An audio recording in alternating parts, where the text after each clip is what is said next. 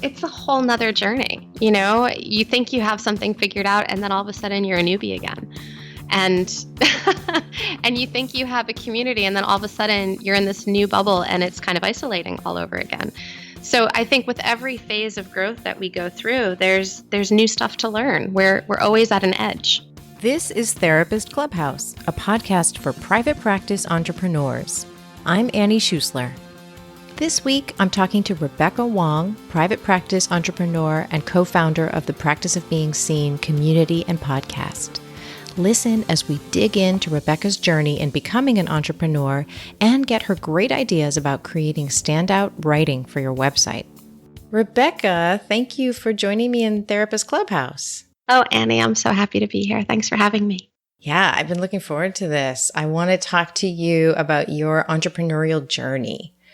And I would love to start with the practice of being seen. So tell us about the practice of being seen and what made you want to start it.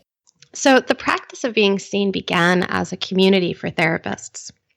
And it's gone through a few different incarnations and evolutions, just like everything that we ever create does. But I run it with my partner, Marisa Gowdy. She's a storytelling coach. She's not a therapist, but she does have a little bit of a healer's background. What we were really finding, we met as two mothers like 6 years ago in our small community. And she helped me shape and reframe a lot of kind of how I was putting myself out there into the world, a lot of my web copy, my blog posts. She was my set of eyes on them. And I really found through working with her that I started to develop a better sense of how I wanted to put myself out there, how I wanted to be seen so that I could let my clients know that I was also seeing them and getting them. And so that was the roots. That's where things kind of began. And then there's also the other pieces about just how isolating private practice can be. And I'm the kind of therapist that likes to dive really deep and get really processy about everything, including my marketing. And so our community became a place to kind of hold all of that. And it's gone through a few different incarnations. And we're now at a point where we're going to relaunch it this September, the community. And we basically offer a consult call a week, either with myself or with Marisa. So when it's with Marisa, it's a writing workshop. And when it's with me, it's about the introspective dance to kind of be able to see who you are, to know how you show up. And all of those pieces get merged together in this beautiful little project that's still growing and evolving. Oh, cool. And what's it been like to create something with your friend? Like, what's that collaboration story been like? It's an evolution. It's wonderful. It's a beautiful dance, but like all relationships, it has its sticky points, and we get to learn and grow through those as well.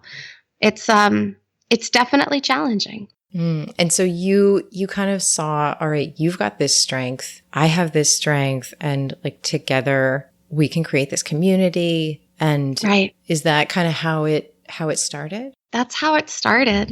It is. You know, we were, and it was a way to kind of bring our services, what we both offer. I offer a lot of consultation with therapists, and she offers the writing piece of it. So it became a way of us kind of co-marketing. And then it's grown. It's grown into a podcast. It's grown into events. We have a wonderful event coming up this summer, but it's blossomed from there. Mm-hmm. And so I'm assuming that you've been going through some of what I've been going through, which is like, as you're helping more people, as you're growing the community of therapists that you're serving, that you're being seen more. Yes. And what's that been like? It's a whole nother journey. You know, you think you have something figured out and then all of a sudden you're a newbie again. And and you think you have a community and then all of a sudden you're in this new bubble and it's kind of isolating all over again. So I think with every phase of growth that we go through, there's new stuff to learn. We're always at an edge. Mm-hmm. Yeah. And I guess in your case and in my case, it's a lot like being seen by being heard, you know, with your new podcast. What was that like to start the podcast and start putting your voices out there? Oh my gosh, it's been such an experience. Yeah. You know, in the beginning, it was really intimidating, and we have fallen into just kind of like doing our thing. We just had Terry Reel on, and it was an amazing conversation. But we're still kind of evolving into that too, you know, trying to figure out we decided to leap before we had everything figured out, and just start doing. And so there's a lot of figuring out that still happens along the process. If we waited to figure everything out, it would be another 10, 12 years before we started anything, and that just isn't going to work. Absolutely. Yeah. And so how do you make plans together? Do you plan like months out? Do you do it intuitively? Do you plan years out?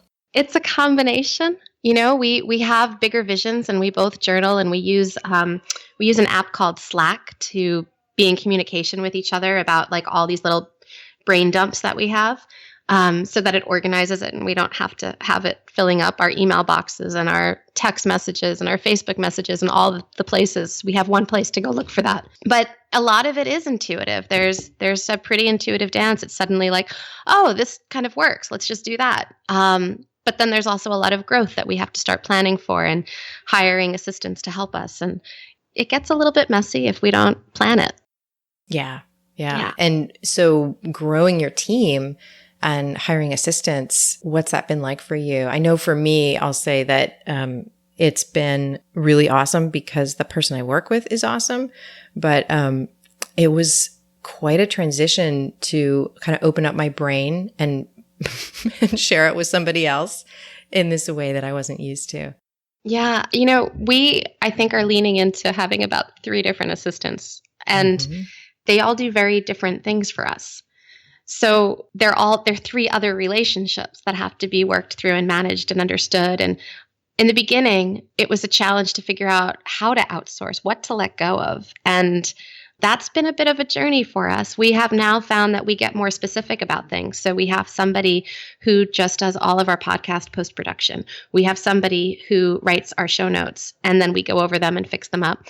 And then we have somebody else who is helping us with marketing. So we've kind of put things in different baskets so that it makes it a little easier for us. We found that we couldn't do an all-in-one. That wasn't working for us. And that probably is really smart to have things in different buckets so that each of those people kind of own their part of it. Yeah, I think so. I think it helps us conceptualize things better also when we're able to say, this is your role. This is what we're getting from you. And things don't get as murky and clouded. Those things that we're asking for actually get done. Yeah. So you and Marisa are good friends and business partners. And are your kids around the same age as well? They are. Oh, cool. Yeah. She has, I believe, a 3 and a 7-year-old, and I have a 6 and an 8-year-old. So it's kind of fun. We have a great big little mashup when we all get together. And what about your private practice? Do you still have a therapy practice? Oh, yeah. As well? Yeah. I see about 15 clients a week. And I have moved my practice home. I run my practice from a home office, and I love my practice. I wish I in some ways I had more time to see more clients, but I don't. Yeah. Well, and it sounds like the way that I'm hearing about your life this sounds a little bit like my life, that you would want more time to do that, but it's not like you would want less time to do any of the other things. Right. I want more time for all of the things. There's not anything I want less time for. I want more time for sleep, more time for working out, more time to spend with my kids, more time to go on dates with my husband, more time to do all the creative projects, more time to see clients. I want more time. Yes. Yeah. Yes. Absolutely. Yeah. Like for me on Mondays, that's the day where I don't do any meetings. I just create content and catch up on things. And if there's any kind of really deep work I need to do in either of my businesses, I do it on Mondays. But, my wife last week was like, do you want to see Wonder Woman? and you went on Monday. Well, we're going to go. We're going to go on Monday. Yeah.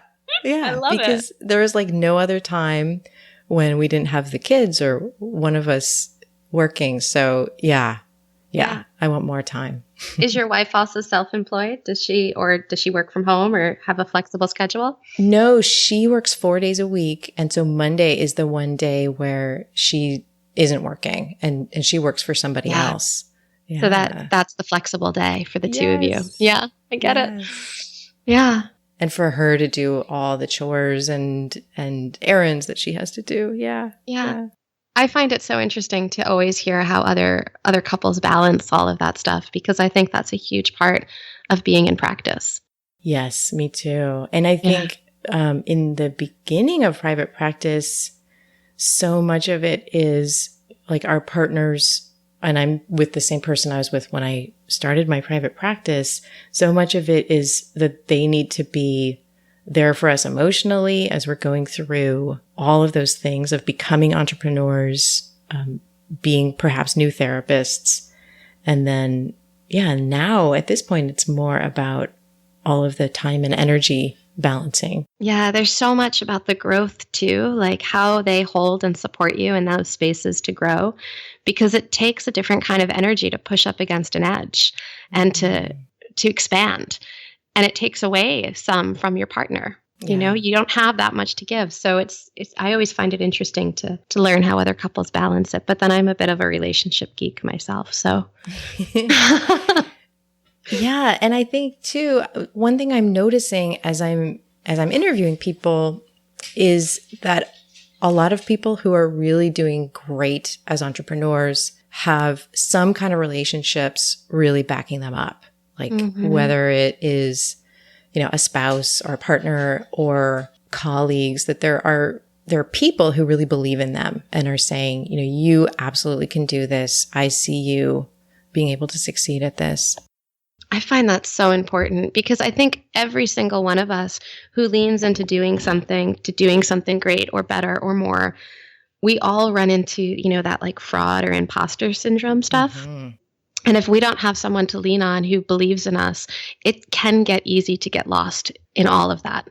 Oh, that's such a good point. And it's got to be somebody who really knows you, right? Yeah. So if someone who doesn't know you that well is like, oh my God, you're amazing, that can feel good, like on an ego level, but we need the person who... We need more depth. Yeah. Yeah. And I think that's one of the beautiful things about the practice of being seen community is that we really create spaces to get to know people on those levels and to have the deeper conversations. We have on our calls once a week, we have just spaces for those kind of depth consultations. We talk about things like the fact that it's isolating to be in private practice. We go there, we go to those places. And I think that also helps just to create a holding in addition to the other holdings in our lives. How do you feel like it's going? I know none of us have it figured out, but how do you feel like it's going for you balancing your work life in both of those businesses and then balancing all of that with your life outside of work? Well, so I'm really, really fortunate.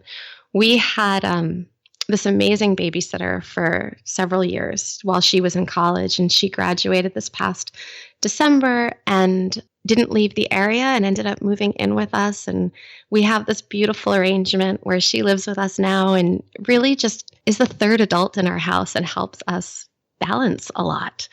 So I think without having that support, like that's another relationship that I lean into and lean on.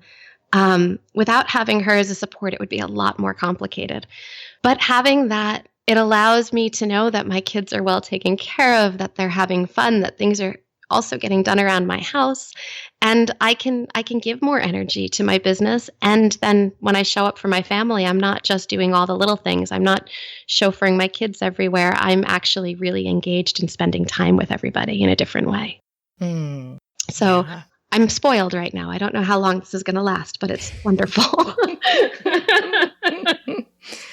So that's another one of those relationships that really like supports you in doing everything that you want to do. It really does. And I have a wonderful husband too. My partner he's an amazing support also. So I have a great community that does hold that. And I think that's something to really nurture and pay attention to. Thinking back over your whole entrepreneurial journey, has there ever been, it could be more than one, but is there any low or scary moment that stands out to you as a business person? Yeah. I have at least one a year. I really do. I don't think that I could say that I don't have low or scary moments. They always show up. And when I think I've overcome them, a new one surprises me. I think they're just kind of like, it's becoming a norm. It's becoming something I look towards and expect. And I'm just getting a lot, like with anything, in my private practice, I do a lot of relationship therapy. And so a lot of the work I do there is around helping people manage conflict and figure out the repair. And I think it's pretty similar with these low moments that I have in my businesses and my practices. So much of that is about how to manage it and how to come back from it. And I'm just getting better at that muscle. Yeah. Does any moment stand out to you from early on that like now you would know how to handle differently? Way back in the beginning, this is going back like maybe 6 years. I had an issue over an office space. There was a space I was using and there was a conflict and I couldn't stay in that office and pretty much had to be out within the week. I had a second office, so it wasn't such a big deal. I was subletting 2 spaces at the time, but I did lose a few clients in that, and it was a kind of bitter ending with part of a community that I really enjoyed. So I think like that's something that now the person I am now would navigate that differently than the person I was then. Yeah. Do you feel like you would feel maybe less anxious or like have a little bit more of a feeling of groundedness through it? Totally. And I think that's probably, and I think this is like, it's developmental. Yes. And it goes along with everything, just like the couples that I work with, one of the things that they learn is how to pause and take breaths and take timeouts and come back and be a little fresher and less impulsive or less impulsive in how they work through things. And I think for me as a business person, as a therapist, it was very much the same stuff. I was nervous and point. Yes. Yeah. Yeah, like in a new relationship, it might feel like when something goes wrong, it might feel like I'm out of here. Like I don't think this relationship is going to work. Yeah. And, I think a piece of it too is like as we get grounded into who we are, like when we're in relationships for a long time, there's a difference between how we show up like in a marriage 10 or 15 years in, as opposed to how we did when we were dating. Yes. There's a different quality, a different sense of identity and knowledge that like, who am I in this relationship? How do I show up? What does this relationship mean to me? And when I look back to that particular phase of my journey as a therapist, I was still figuring out who I was as a therapist. Like I didn't have my professional identity grounded and solid. And that was a piece of my own conflict. Yeah. And so I love this analogy. As you become more grounded in this is the kind of therapist I am, this is the kind of business person I am, like I know how to make these decisions, I know what my values are, then those, even if they're big kind of problems that come up, we just sort of have our feet under us in a different way. Totally. If you could go back, because some therapists who are newer to private practice get a lot out of this answer, what would you tell the Rebecca who was just starting out as an entrepreneur? That you're growing. That I would tell my earlier self that I don't need to know it all right now, that this is a process, that my work is to find what interests me and to explore that more. And it's going to grow along with me, that I don't need to have all the answers right now. There's certain things that would help me to have underneath me, in a really practical way. But as far as it comes to like building my business and knowing what my niche is and knowing who I serve and how I serve them and what my style is, a lot of that's going to develop organically. What have you noticed about your process of being able to take what you know about yourself as a therapist and as a person and bring that into your marketing? I love this question, Annie. It's probably like my favorite thing to think about. Yeah. So, I've been noticing this. I think the POBS, the practice of being seen community, has helped me to explore this more. But one of the things I notice is that the people that therapists tend to serve, the people that we really niche into, they tend to echo who we are, and they tend to echo struggles that we've overcome or places in our life that we've really reached out for our own growth. And there's a reason that most of us are in this profession. We have our own wounds, and to embrace those pieces of us and to notice that, we are striving because of those wounds. And those wounds are what make us such amazing healers because we've done our work around them. And that a lot of the people that will end up being attracted to us will be attracted to us because there's some similar resonance for them. So when it comes to a lot of the marketing language and the stuff we use, we start with some of that stuff as reflection points to learn and grow from. And that's just where the first draft starts. It's not the end all, but there's a lot that begins there in our work. So there's something kind of almost magical that happens when we can put that, like let that be in our marketing. There's something magical that kind of happens with the right people finding us. I love that you brought magic into that. Yes. I believe that there is something magical that happens there, but I also think there's something really understandable and therapeutic that's happening there, because we know that one of the most important ingredients in therapy is the relationship. Mm-hmm. And there's a lot of different ideas about how to show up as a therapist. Some would say, don't disclose anything. And some would say that there's certain amounts that you disclose in order to connect and share who you are with your clients. And I think that's a piece of it, figuring out what the right parts to share are. What's vulnerable but not too intimate? How do you do that little dance in there so that you know which pieces of you to share? Yeah, I love like Brene Brown's advice about this is really helpful to me, of not sharing something that you're still working on. You're working on it, and the reaction that you get is going to really impact your healing. Yes, that's so integral. Yeah, but I love the idea too of like when you were talking about drafts, like this is such a great opportunity to dump everything in that first draft. Like don't hold back, like share things that you're absolutely not going to share on your website or in your blogs. We call it a self-focused first draft. Yeah, just nice. Like write it for yourself, put it all down, and then we start going through it and we go through it together and we refine it and we get closer and closer, and then we know what to share and where to share it. Yeah, and if we hold back in the very beginning, like we're just going to be stilted and maybe even boring. I love that. Okay, so we could talk about this. We could go there for days. Well, so actually, will you play with me a little bit with this with a listener question? I would love to. Listener question. Okay, great. So somebody asked, and you're the perfect person to help me talk about this. How can I make my website copy stand out to my ideal clients without alienating other people? So what's your first take on that? Well, I get pulled into the second half of the question, which is without alienating other people. Mm-hmm. I think when you talk to everybody, you talk to nobody. Yes. Right? So we have to start with knowing who we're talking to and getting really clear about that.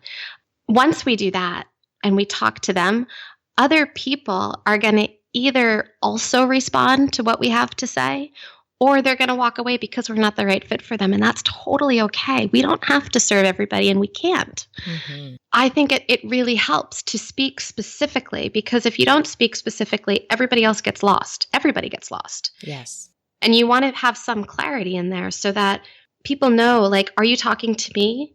One of the things that always pushes me away when I scroll through different therapist websites is when it starts with questions like, perhaps you are, right? Yes, because it's we're like dancing on eggshells. It's kind of like, I want to be talking to you. Is this you? But when I land on your page, I want to feel like I've landed there. I want to know, like, you're a misfit, and that's exactly who I'm talking to, right? So, like, I want to know that information right away. If I'm a fit for you, I want to feel like I've landed. That's such a good example. Like if you were to write, perhaps you're a misfit, or perhaps you're a frustrated mom, or it's like, no, it doesn't land. I can't really take that in. Yeah. I think the first line on my private practice website is, you're struggling to connect with the people who matter most. Yeah. Nice. You either fit there or you don't fit there. And if you fit there, then you're going to dig deeper and want to know more. And if that's not you, if you don't struggle to connect, then you don't need my services. And that's okay. I think also what you said about, you were drawn to that second half of the question, which was like without alienating other people. And I think that's a great example. Like if I were to go to your website and wasn't struggling with that, or wasn't the spot, I wouldn't feel alienated. Right. I would just feel like, okay, I feel clear. Right. But you also might walk away and then, 6 months from now, have a conversation with a friend who's struggling in their relationships and remember something and refer them to me. Yes, Absolutely. Yeah. So, Yeah. there's those kind of things too. Like, someone who works with people with eating disorders is going to put that on their website. And people who don't have eating disorders but maybe struggle somewhere else might find some resonance in Yes. some of that copy. Yeah. And so maybe that's a big part of what we want to say to you, listener, is maybe rephrase this part of it, because you're sort of stopping yourself before you start if you're trying not to alienate people, but maybe Yeah. rephrase it as like, how can I make my website copy stand out to my ideal clients and help other people know where to go next? Think Yeah. about, like, it could be both. You're actually helping the other people with your clarity. And I think clarity is a really great way to look at it, because when we don't give that person clarity, we give them confusion. And people don't buy in a state of confusion. They want more when they feel clear, when they feel seen. I remember when I was just starting my private practice, when I was writing the very, very, very first copy for like my first Psychology Today profile or my first website way back, I remember saying something like, I work with people in transition. And a good friend of mine turned to me and said, what does that mean? Yes. Right? Because I was trying to encompass everything. Yeah. And it was true, right? It wasn't like it wasn't Totally true. bad or untrue, but it was too broad. And what you have now is so much more about you and about your clients. Yeah, very much. So then what about the first half? Like, if we were to, like, we've really, the alienating other people, I think that first half. How do I speak to my ideal clients? Yeah. And I think the thing that you said is one huge key in this is to go ahead and write that self-focused first draft. I think that is a huge key to then eventually ending up with something that will stand out. I believe so too. And one of the things that I coach a lot of the therapists I work with towards is keeping like a little special journal with you, tucking it into your therapist chair and pulling it out even in the middle of sessions, jotting down like key phrases that either you say and you find yourself saying repeatedly, or things that you hear clients say that your clients say repeatedly. So you're looking for these threads, and within these threads, there lies a story. And that's the story that you ultimately weave together. Oh, that's awesome. So everybody, please rewind and listen to that again. That is really gold. Yeah. You have all of this information. You know it. This is what you do every day. Yeah. But it's about culling it together and being able to then reshape it and share it. And I think you need, sometimes most of us need, well, I'll just say all the time, that we need other people in there with us when we're looking back at those words and we're trying to figure out like how to tell our stories. We need other people reflecting like, yes, this lands, this makes sense, this part feels confusing. It's doing that really self-focused work and then bringing other people in. This is so helpful. Thank you, Rebecca. You are so welcome. Yeah. And we're going to have to just talk more and more about I would this. love that. So where can people find you and learn more about you and throw compliments at you? Oh, boy. So people can find me at two different places. My private practice website is connectfulness.com. And you can also find me at practiceofbeingseen.com. There we offer a community. We have a wonderful event coming up this summer called Revision. It's a retreat in the Catskill Mountains this August. Yeah, and it's coming up fairly soon. So fairly soon, yeah. What are the dates of that? So the Revision retreat is coming up August 13th to 16th in the Catskill Mountains. And we're adding in a beautiful little, if you come to the retreat, you also get a membership in the community and consultations with both Marisa and I. So check that out. And then we also have our podcast. And all of that can be found at the practiceofbeingseen.com. Awesome. Thank you, Rebecca. It was so great to talk to you. You are so welcome. Thanks, Annie. Today's snark moment is a big one. Snark moment. I'm sick of the idea that we shouldn't make a great living as therapists. I'm really sick of the lip service that is paid to things like mental health, education, and art, and then the way that people who are actually therapists, social workers, teachers, and artists get paid horribly. So what's up with this? Let's fight against it. Let's stop criticizing therapists who charge more than we do. Let's stop and question why we're holding therapists to a ridiculous standard of selflessness. We just have to cut it out. Thanks for listening to Therapist Clubhouse. If you're not already getting my free help to build your therapy practice, head over to coachingwithannie.com. I offer a lot of resources to help therapists there that you're not going to hear about on the podcast, so go check it out now. It's coachingwithannie.com. See you next time.